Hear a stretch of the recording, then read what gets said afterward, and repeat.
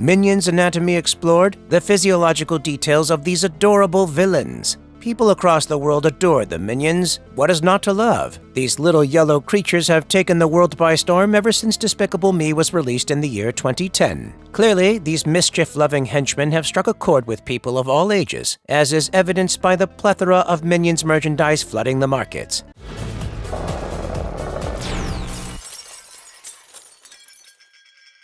However, it is interesting to note that not many people know exactly what they are. Sure, they are tiny, yellow, naughty, and cute creatures, but what exactly are they made of? What is their biology like, and do they have babies? If you like Minions and are interested in what they actually are, this video is for you. Before we go into our explanation, we have a very small request. If you like our content, please support us by subscribing to our channel. This is a small click for you, but for us, it means a lot. Thank you. Let's begin.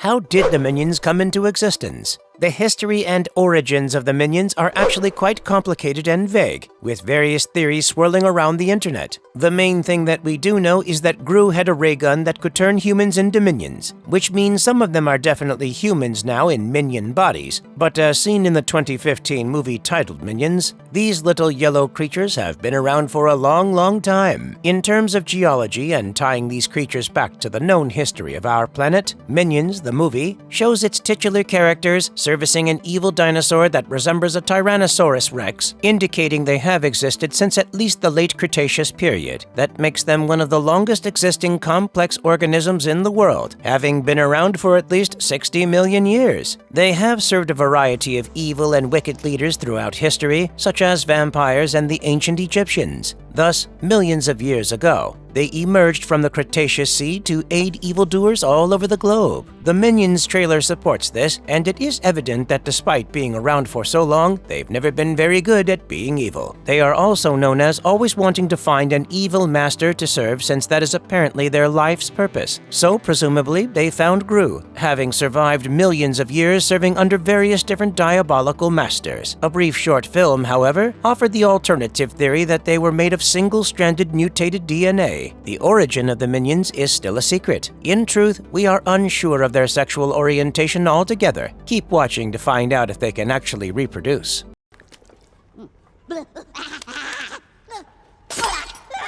Coming to the actual creation and ideation of these creatures, the development of Minions has an interesting backstory. According to the creators of the Despicable Me film series, the creation of the Minions was done to improve Gru's image and make him more likable. It was originally intended for them to be big or orc-like, but as time went on, their height continued to decrease until it reached its current size of around 3 feet 7 inches. The Despicable Me series' art director, Eric Gillian, created the Minions. The animators working on the characters put chunky goggles on them and made them wear work overalls, giving them the appearance of subterranean mole-men-type animals. They then gave them a highly vibrant yellow skin, and subsequently, they became the Minions we know and love. The Jawas from the Star Wars series and the Oompa Loompas from Willy Wonka served as influence for the Minions. Now, coming to some dark theories of what some people believed influenced the creation of the Minions. A couple of tweets and TikToks have gone viral in the last couple of years, claiming that the idea for the Minions was taken from pictures of tortured children wearing some sort of gas mask which looked eerily similar to their one-eyed character design. These posts largely claim that these children were kept as prisoners and were experimented upon to the point that they were rendered unable to speak, communicating only in gibberish. Further, these posts claim that the Minions' high-pitched voice was made in that way to mimic the screams of the children. Now, obviously, there are many true crime theorists on the internet, and many times they are right. But this story, unfortunately, is fake. In fact, the people in the viral picture were not even children and were adults wearing submarine escape suits. But there is a somewhat dark meaning to the lives of Minions. The slaves who have labored throughout history as servants to strong, evil masters are said to be represented by the Minions. Although they don't possess the complete complexity of humanity, Minions do symbolize an unsettling aspect of human history and the state of the human condition. Without a master to serve, Minions get restless and sad even when provided all the comforts they could possibly need. They are motivated by desire for order, and without someone to obey, they feel as though their existence is meaningless. This is why the Minions feel the need to constantly look for the next person to serve when they are left without a master. No. Papoy. Ah, Papoy. Hey, A toy. Why do some minions have one eye and others have two? As we all know, the minions currently work for the used-to-be supervillain Gru. While they all look really cute with their yellow pill-like bodies and childish personalities, you must have wondered, why do some of them have one and why do the others have two? Well, we are here to solve that mystery for you. Since the minions look very familiar, there are not a number of characteristics or features that help us differentiate between them. The number of eyes is one of the main characteristics that help differentiate the minions from one another. Several of these evil-loving cuties have two eyes behind their goggles, whereas others have one. The single-cell creatures that would go on to give rise to minions in the first prequel have a variety of single-eyed species, in addition to their two-eyed cousins. In the story, it is implied that the Cyclops minion had always existed and is not the product of more recent design or research, but rather of natural biology. Practically speaking, the diversity enables a larger spectrum of diverse characters to include and distinguish between, leading to better storytelling and more characters. Considering they all look pretty similar, and when they are together, they are like a sea of yellow creatures, it is crucial to be able to tell them apart. Several physical characteristics have been used to distinguish between Gru's obedient assistants. There are 3 main body forms and 6 standard hairstyles, including bald, center-parted, spiky, sprout, short buzz, and long buzz. By altering the number of eyes in addition to these combinations, twice as many potential minions are made feasible. Considering the same uniforms and the fact that the minions are all spoken by their creator Pierre Coffin, the extra options give the franchise's hundreds of millions the requisite diversity of physical traits.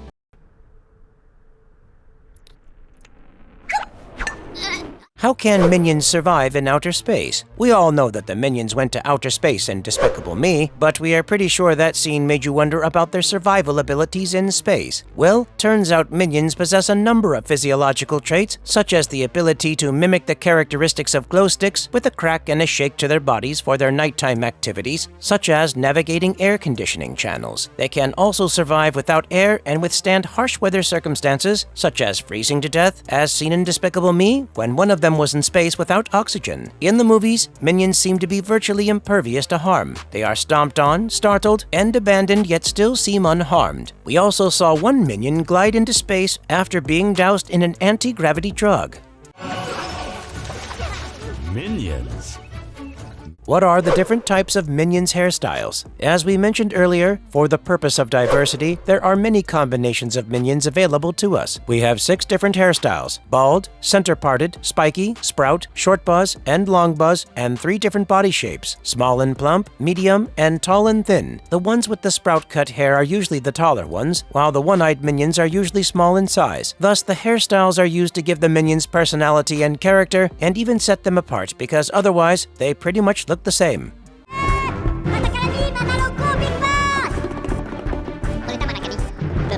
What is the deal with the minion language? We have all heard the minions talk in their cute and strange language, absolutely clueless as to what they are saying because, to be honest, it does sound like gibberish. Well, what is the deal with it? The minions speak a made-up language known as Minionese, sometimes known as banana language or minion language. The directors of the Despicable Me movies, Pierre Coffin and Chris Renaud, created and voiced every Minionese-speaking character featured in the movies. Minionese seems to be a posterior language that borrows words and grammatical rules from many other languages, making it a mishmash of existing languages.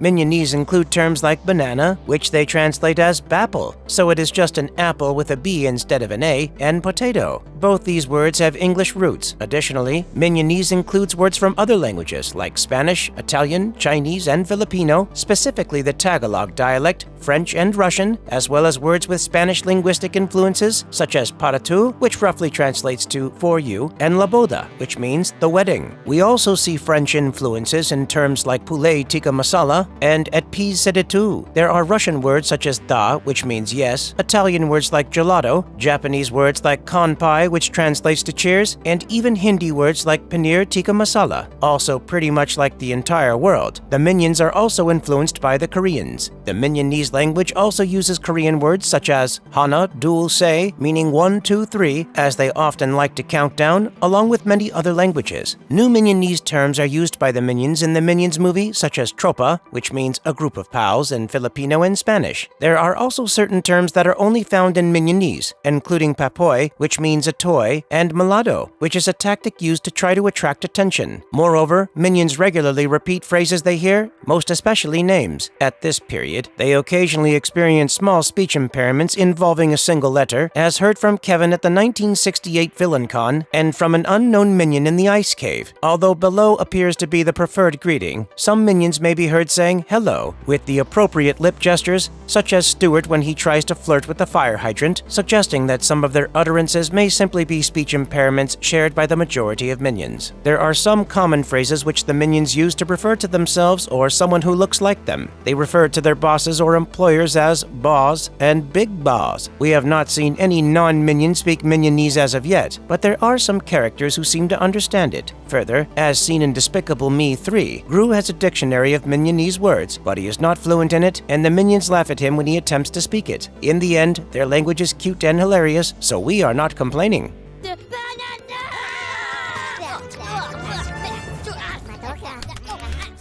Can minions reproduce? Now, this question is definitely something that some people think about, but there are simply not enough sources that answer it. Worry not, we have compiled all the possible theories floating around on the internet just for you. According to the research done by Brian Van Hooker for Mel magazine, there could have been 3 possibilities. He consulted a biologist for this, so his research and theories are definitely legit. The first possibility they considered was asexuality, reproducing sort of as amoebas do. There were 3 central minions that were identified: Stuart, Kevin, and Bob. However, J.V. Camery, the biologist, said that if we were to assume that the minions reproduce asexually, then the 3 morphs would remain distinct forever. There would be no chance of variation except the occasional mutation, which would be a lot more severe, like some minions being a different color or some having no eyes at all. We then move to the second possibility. The second possibility is that there are 3 parents since there are 3 main morphs. This would mean that there are either 2 females or 1 male. The third possibility is an extension of the second possibility. It states that the minions could be male and female simultaneously, like flowers, so they would still be able to reproduce with each other sexually. Camery also says that Stuart is possibly the sole male or sole female amongst the original 3 minions, which means there are 2 lineages, the Kevin Stewarts and the Bob Stewarts. He also goes on to conclude that Stuart is a female. The reason for this is that the minions are immortal and still have a very low population, even though they have been around for billions of years. This suggests a gender disparity which limits the number of kids produced, thus making Stuart the female. People on Quora have also theorized that minions are some sort of ambulatory, intelligent potato, which means they have the potential to reproduce both sexually and asexually. The Quora user goes on to explain that it is as if they are potentially a flowering plant, which means they can reproduce through seeding. They would grow tuber-like, swelling roots that were likely covered behind their work clothing. These could then sprout and create a line of minions. The reproduction of seeds occurs sexually, but the reproduction of tubers occurs asexually. So yeah, the short answer is that there is no perfect theory on how minions reproduce. We don't know the full details, but speculative theories point towards a very interesting reproductive process if there even is one. Unfortunately for all the people theorizing about the Minions reproduction process on the internet, Pierre Coffin, the director of Minions franchise, has confirmed that they do not reproduce in any way, including dividing themselves or anything of a sexual nature. The number of minions that existed originally is the same number that exists currently, which means that these little naughty creatures are likely immortal, even if the production team refuses to comment on it. There are obvious challenges with treading the awkwardness around explaining all of this about children's characters, and this facet is thus largely left untouched. So while the theories are definitely interesting and entertaining, they don't add much to Minion lore, since the creators have confirmed that minions do not reproduce. However, we do not think that the theory about minions reproducing like a smart potato is quite fascinating. What do you think? Let us know in the comments below.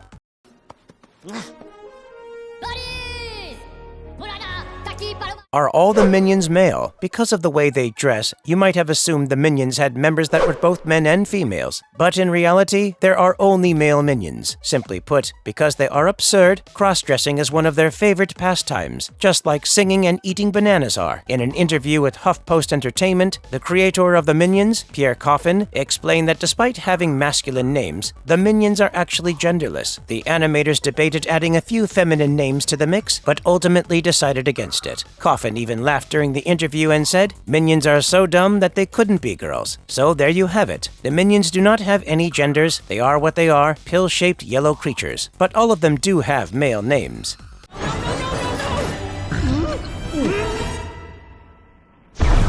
Are minions immortal? Ah, immortality, the very thing that every villain seeks. In a twist of fate, it seems like these cute little henchmen have it already without having to destroy the world or kill people. The immortality of the minions has been more or less established via their film storylines. Even the primary 3 minions from the film The Minions were seen to be alive all through the course of their history, which spanned millions of years, as they have repeatedly survived serious injuries, such as when Kevin survives a missile exploding inside him at the conclusion of the Minions movie. It is also clear that they are resistant to physical harm. In addition, Herb discovers the 3 of the minions' bodies are incredibly flexible and challenging to harm. Even Brian Lynch, who wrote the screenplay for the 2015 film Minions and its eagerly anticipated sequel, Minions: The Rise of Gru, has stated that minions cannot actually die. Despite this, at one point in the movie, the minions start to cry because they think one of their own, Kevin, perished when a bomb detonated inside him. This response suggests that the minions can presumably die from injury and that they are aware of this possibility, but it could just be that they were sad their friend was hurt. Considering the fact that they are immortal, if you think about it, the lives of the minions are actually somewhat sad, forever destined to roam the earth in quest of a villainous leader ready to challenge them. Perhaps this is what drove them insane, explaining why they only utter gibberish when speaking. What do you think?